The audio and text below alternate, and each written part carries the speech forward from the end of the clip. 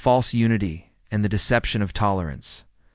Come out from among them and be separate, says the Lord. Touch not the unclean thing, and I will receive you. 2 Corinthians 6 verse 17.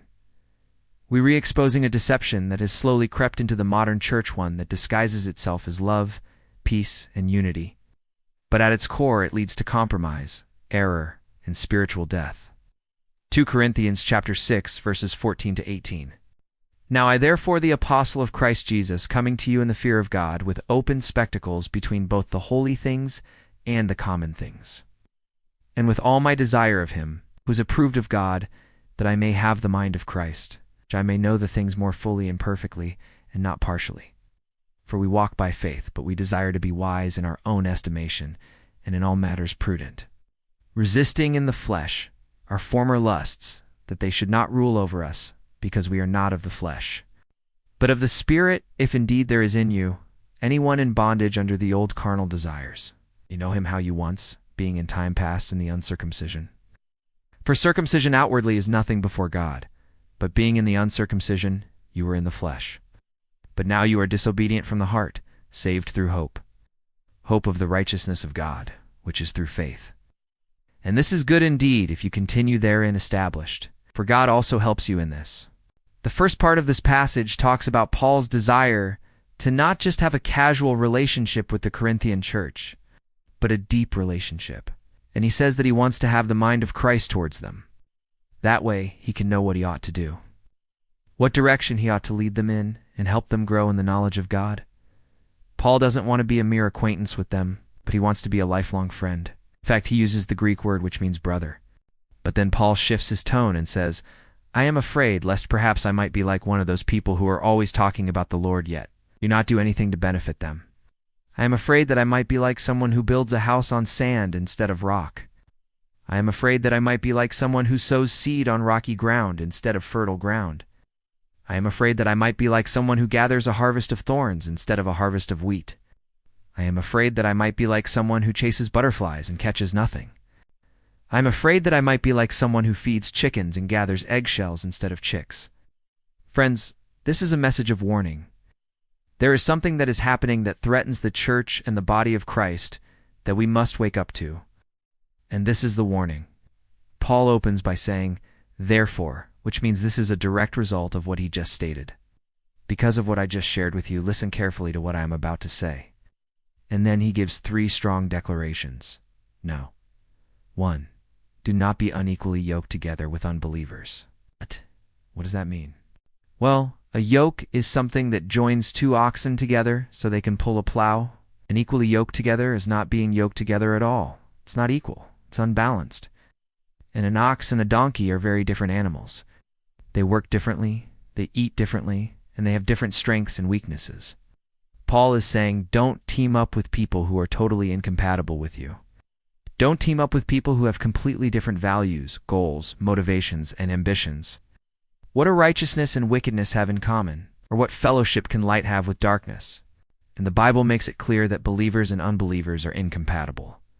2 Corinthians 6:14 says it plainly. Verse 14 is not telling us that Christians cannot have friendships with non-Christians. Of course, we can be friendly with non-Christians. That's not what it's saying at all. It's saying that we should not partner with non-Christians in ministry.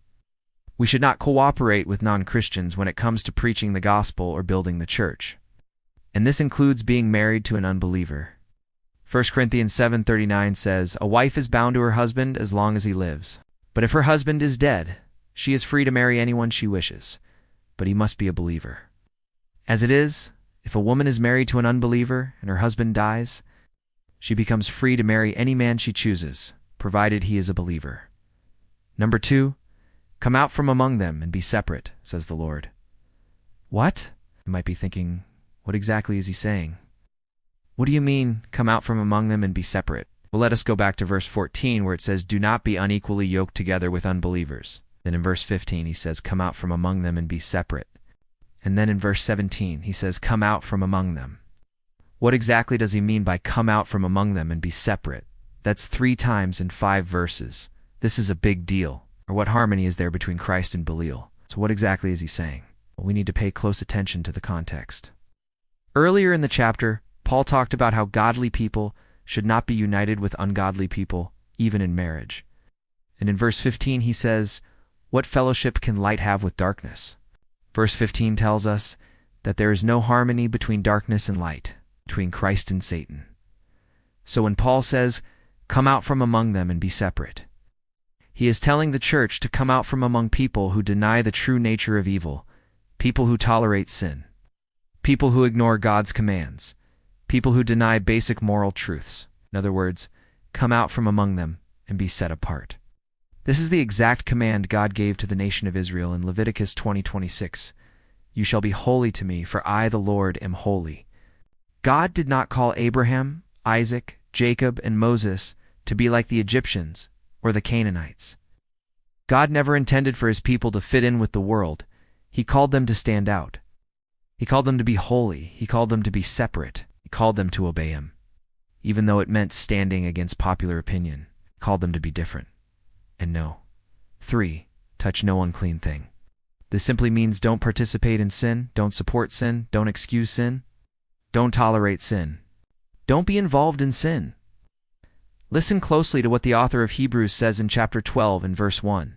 "Therefore, since we are surrounded by such a great cloud of witnesses, let us throw off everything that hinders as believers. We should not be surprised if we encounter temptation." After all, the Bible warns us that we would be persecuted. Jesus said we would be hated. James says that our faith will be tested. So don't be shocked when trials come. Don't be discouraged when troubles arise. Don't be discouraged when opposition shows up. Expect it. And when it does show up, remember this: resist the devil, and he will flee. Make no mistake, the enemy attacks the church. And today, he attacks us through the doctrine of tolerance. Here's the problem. We live in a day when many have embraced tolerance as a virtue. They've adopted the mantra, love is love, sex is sex, and worship is worship.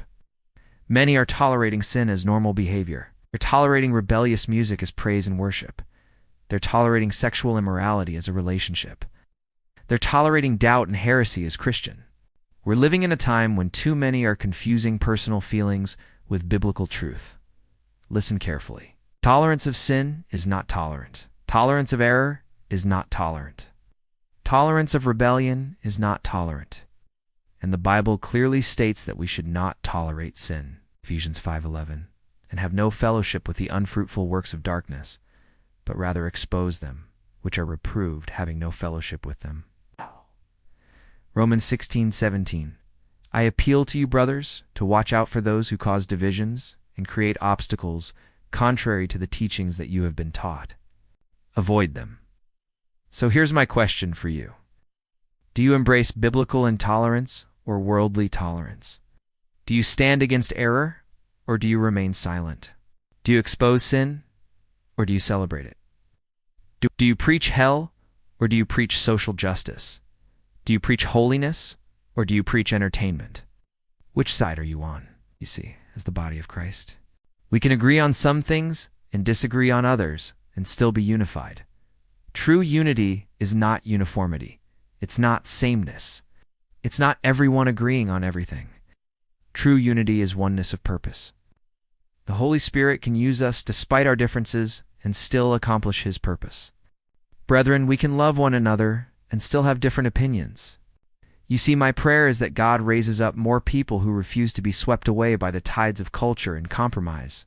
God will raise up more people who put their reputation on the line and stand for biblical truth and his righteousness. And that can exist despite our differences. We can serve the same God and still sing different songs, can be part of the same body and still wear different hats. Let us proclaim the truth boldly, but love one another dearly. We can be fellow citizens of heaven and still drive different cars. So let us celebrate our unity in the Lord. Brethren, the world is watching. Let's make sure we don't disappoint them, and let us expose error. My prayer is that God raises up more people who stand with Christ, not for themselves, but for God. Will you stand with God? Will you be separate unto the Lord? My prayer is that God raises up more people who value truth more than popularity, holiness more than acceptance, and the gospel more than themselves. Are you one of those people? Do you touch no unclean thing? Thank you for watching. If this message blessed you, don't forget to like, share, and subscribe to our channel. discerning remnant. See you on the next video. God bless.